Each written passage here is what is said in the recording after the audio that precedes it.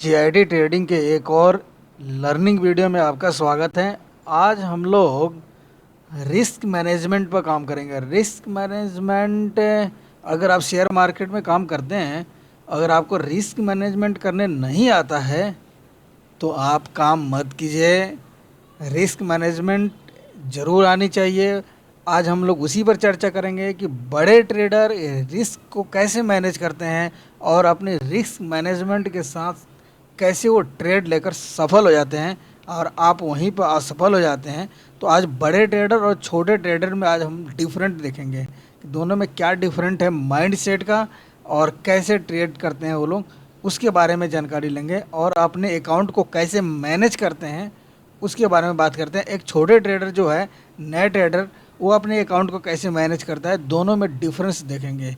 और फिर डिफरेंस के बाद आपको खुद पता चल जाएगा कि आप कहाँ गलती कर रहे हैं जिसके कारण से आपको लॉस हो रही है और लॉस होने का कारण क्या है। तो आइए चलते हैं और रिस्क मैनेजमेंट के बारे में बात करते हैं। अगर इस वीडियो को नए लोग देख रहे हैं तो इस चैनल को सब्सक्राइब कर लीजिए, लाइक और शेयर ज़रूर करें। और ये देखिए रिस्क मैनेजमेंट। रिस्क मैनेजमेंट अगर आप कर लिए, अगर ट्रेडिंग में हैं और शेयर मार्केट में काम करना चाहते हैं तो सबसे पहले आपको रिस्क मैनेज करने आना चाहिए, उसके बाद ही इस पर काम करें।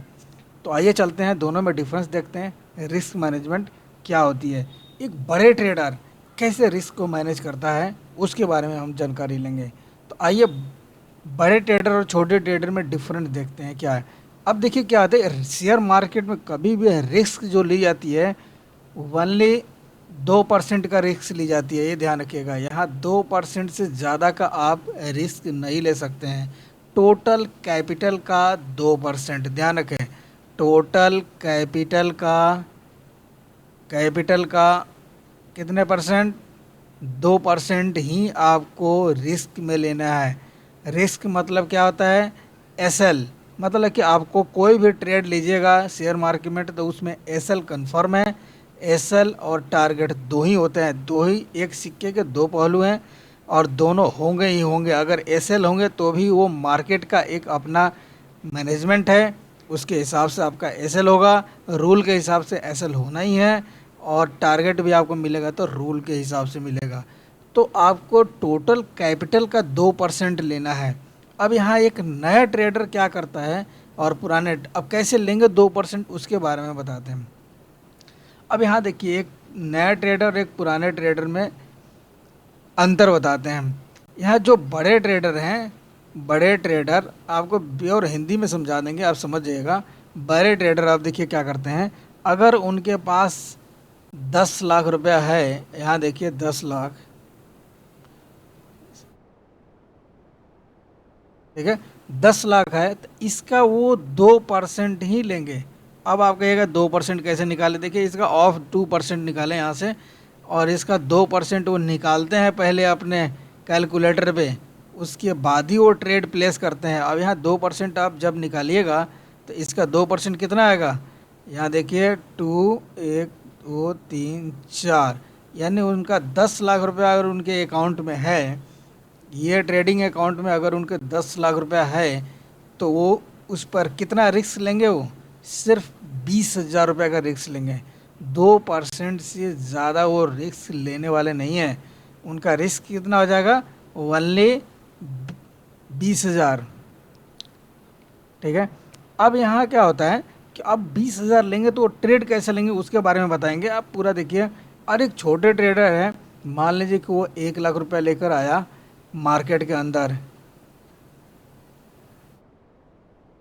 और इस 1 लाख से क्या करेगा वो, अगर वो 2% ले रहा है तो उसका रिस्क कितना बन जाएगा, आप यहाँ देखिए 2 से इंटू करके 100 से डिवाइड कर दीजिएगा, आपको पता चल जाएगा रिस्क कितना चाहिए। अब टोटल कैपिटल में 2 से इंटू कीजिए और 100 से डिवाइड कीजिए, आपको रिस्क पता चल जाएगा, यानी ये आ जाएगा 2,000, ठीक है। आपको हम एक फार्मूला लिख देते हैं, risk is equal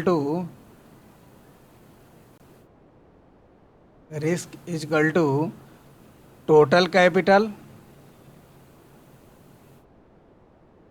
into 2 divided by 100। बस इससे आपको रिस्क में कितना लेना है वो पता चल जाएगा। तो टोटल अब यहाँ देखिए, अगर कोई नया ट्रेडर है और 1 लाख रुपए लेकर आया है वो, तो उसका रिस्क कितना लेना है उसको? सिर्फ 2,000 रुपये का रिस्क लेना है। अब देखिए वो करता क्या है, उसका माइंड सेट क्या काम करती है, आगे चलते हैं देखते हैं इसको। अब यहाँ देखिए ट्रेड कैसे लेते हैं हम। अगर मान लीजिए कि इस छोटे खिलाड़ी जो है, छोटे ट्रेडर जो है वो ट्रेड कैसे प्लेस करते हैं, जो नए हैं, जो सीखे नहीं हैं, वो अपना 1 लाख रुपए लेकर आए हैं और वो क्या करेंगे कि 1 लाख की अगर वो डायरेक्ट ऑप्शन में काम करेंगे, ऑप्शन में जाएंगे और मान लीजिए कि ऑप्शन में जाएंगे भी तो उनका ऑप्शन में मान लीजिए कि आजकल 44,200 का चल रहा है। 200 पर अगर बैंक निफ्टी वर्किंग कर रहा है तो बैंक निफ्टी 44,200 पर, तो इसका जो सी या पी का रेट जो होगा, मान लीजिए कि 200 रुपये का रेट चल रहा है, आरएस चल रहा है सी में और पी में, सपोज दैट 200 का चल रहा है, तो अप्रोक्सीमेटली वो कितना कैपिटल 1 लाख रुपए का ले सकता है? वो 1 लाख रुपए का कैपिटल वो टोटल लेगा। 1 लाख रुपया यहाँ रखिए और इसमें आप 200 से डिवाइड कीजिए, 20 से 20 कैंसिल हो गया और ये इससे कैंसिल होकर कितना लेगा वो? 500 क्वांटिटी उसको लेने की कैपेसिटी है, यानी वो क्वांटिटी कितना लेगा? क्वांटिटी लेगा वो 500। तो अब देखिए यहाँ क्या होता है, एक छोटे ट्रेडर मान लीजिए कि यहाँ पे उसके पास 1 लाख रुपया है और वो खरीद सकता है 500 क्वांटिटी ऑप्शन में, तो उसका मान लीजिए कि रिस्क कितना हो जाएगा? यहाँ रिस्क निकालते हैं। अब आइए, रिस्क कितना हो जाएगा? रिस्क इजकल टू, अब यहाँ आ जाएगा, मान लीजिए कि 500 लिया है क्वांटिटी और उसमें अगर 30 रुपये का भी आप एसएल लेते हैं तो आपका कितना का रिस्क बन जाएगा यहाँ पे? 15,000 का। अब यहाँ देखिए 15,000 का रिस्क बन गया एक नए ट्रेडर जो आया हुआ है, जो नहीं सीखा और टोटल 500 क्वांटिटी लेगा, 30 क्वांटिटी पर उसका रिस्क कितना बन गया? 15,000 का उसने एसएल लेगा, ये ध्यान रखिए। लेकिन रूल मैनेज क्या कहता है? मैनेज वो क्या बोलता है कि आपको एसएल कितना का लेना है? सिर्फ 2,000 रुपये का एसएल लेना है। यहाँ देखिए हमने जो निकाले हैं 2,000 से ज़्यादा का एसएल नहीं लेना है। अब ये क्या करेगा? ये पूरा 15,000 का एसएल लेगा। अब मान लीजिए कि उस जिस दिन एसएल हो गया पहले दिन, तो 1 लाख में से 15,000 गायब, अब बच कितने गए? सिर्फ 85,000। अगर मान लीजिए कि दूसरे दिन ट्रेड लिया गया, फिर 15,000 गायब हो गया, तो कितना बचेगा? मात्र 70,000 रुपया बचेगा। अब यहाँ देखिए धीरे धीरे इस नए ट्रेडर का अकाउंट किधर जाएगा? जीरो की तरफ जाना स्टार्ट हो जाएगा, क्योंकि वो मैनेज नहीं कर रखा है। ठीक है, अभी आप बने रहिए, वीडियो के लास्ट तक हम बताएंगे कि आपको मैनेज कर कर क्वान्टिटी कितना लेना है। अब यहाँ देखिए क्या होगा, एक बड़े ट्रेडर क्या है, उसको लेना कितना है? मात्र 20,000 का यहाँ पे लेना है उसको ट्रेड, 20,000 का रिस्क लेना है। लेकिन उसके अकाउंट में कितना है? 10 लाख रुपए है। अगर 10 लाख से 200 रुपये के हिसाब से अगर वो क्वांटिटी लेना चाहे तो अप्रोक्सीमेटली ले सकता है। यहाँ डिवाइड करके चेक कीजिए तो अप्रोक्सीमेटली वो 5,000 क्वांटिटी ले सकता है वो। ठीक है, 5,000 क्वांटिटी एक बड़ा ट्रेडर 10 लाख रुपए उसके अकाउंट में है तो वो ले सकता है। लेकिन ये 5,000 रुपये का अगर लेगा और 30 रुपये का भी अगर वो ऐसे ले रहा है तो अप्रोक्सीमेटली उसका 1.5 लाख रुपए के आसपास क्या बना? रिस्क बना। ठीक है, तो अब यहाँ देखिए 1.5 लाख रुपए का रिस्क हो गया उसको, लेकिन उसको रिस्क कितना लेना है? रूल क्या बोलता है? रूल बोलता है कि 20,000 से ज़्यादा आपको रिस्क, 10 लाख रुपए अगर आपके ट्रेडिंग अकाउंट में है तो 20,000 से ज़्यादा का रिस्क नहीं लेना है। लेकिन आप क्या करेंगे यहाँ नेट, अब यहाँ देखिए क्या करेंगे, एक बड़े ट्रेडर 1.5 लाख रुपए का रिस्क नहीं लगा, क्योंकि वो बड़े ट्रेडर पढ़ा है, सारे शेयर मार्केट का पूरी नॉलेज है उसके पास, रिस्क मैनेजमेंट का नॉलेज है, रिस्क रिवार्ड का है नॉलेज, ट्रेडिंग प्लेटफॉर्म के जितने रूल है वो सब जानता है, उसके हिसाब से वो ट्रेड प्लेस करता है। इसलिए कहा गया है कि 100 अगर ट्रेडर ट्रेडिंग कर रहे हैं ना, तो उसमें 90 जो ट्रेडर हैं वो लॉस करते हैं, प्लस 10 जो हैं वो प्रॉफिट करते हैं। आप जब भी अकाउंट देखिएगा, ट्रेडिंग के अकाउंट खोलिएगा, उसमें आपको पहले ही पेज पर आजकल लिखा हुआ आ रहा है कि 100 में 90% लोग लॉस ही करेंगे इस पे। तो यहाँ ध्यान रखिए क्यों करेंगे, क्योंकि वो अपने अकाउंट को मैनेज करके नहीं चलते हैं। कितना क्वांटिटी लेनी चाहिए, क्यों लेने चाहिए, ये चीज़ उनको आती नहीं है। आएंगे और फटाफट अपनी मर्जी के अनुसार ट्रेड प्लेस करेंगे, अपने मर्जी के अनुसार क्वांटिटी लेंगे, तो उनके साथ यही हश्र होगा। धीरे धीरे धीरे धीरे उनका अकाउंट जीरो हो जाएगा। उसके बाद वो बोलेंगे शेयर मार्केट जुआ है या शेयर मार्केट सही नहीं चल रहा है। दोस्तों, शेयर मार्केट अपने जगह पर रूल और रेगुलेशन के साथ बिल्कुल सही दिशा में चल रहा है। आप सही दिशा में नहीं चल रहे हो, आप अपने प्लेटफॉर्म को चेंज करो और सही दिशा की तरफ आप अगर चलिएगा तो आपको रिस्क मैनेजमेंट का चलिएगा तो आप ये जो 10 ट्रेडर प्रॉफिट करते हैं ना, उनके दायरे में आप आ सकते हैं। तो इसलिए आप इस 10 ट्रेडर जो प्रॉफिट करते हैं 10%, इनके दायरे में आने के लिए आप मेहनत करें इस पे और मैनेजमेंट करें अपने अकाउंट की। अब देखिए इसमें क्या होता है कि आपको ट्रेड कैसे लेना है उसके बारे में बताएंगे। ट्रेड कैसे लें, अब देखिए आप कैसे लेंगे ट्रेड। अगर आपके पास 1 लाख रुपया है या 10 लाख, तो ट्रेड कैसे लेना है उसके बारे में बताएंगे। चाहे 10,000 है चाहे 20,000 है, उसके लिए हम आपको बताएंगे कैसे लेना है ट्रेड आपको।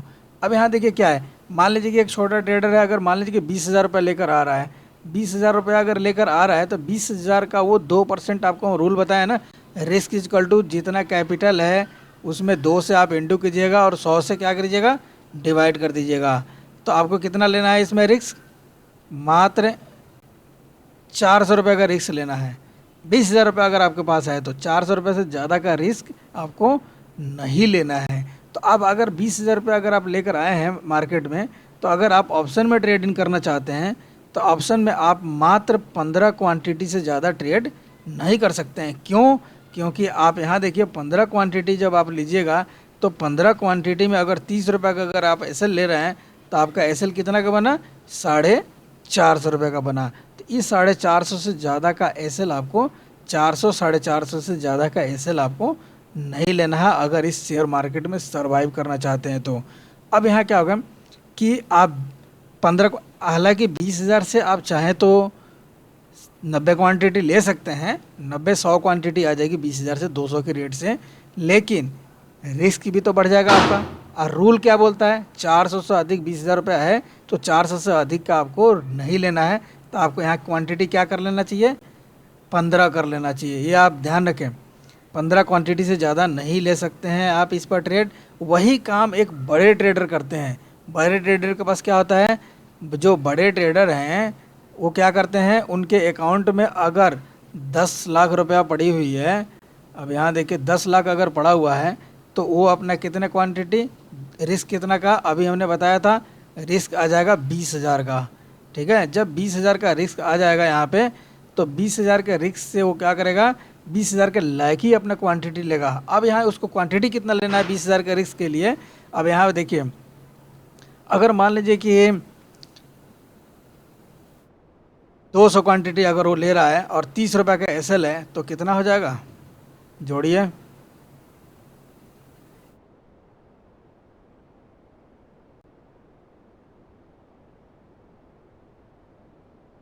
6,000।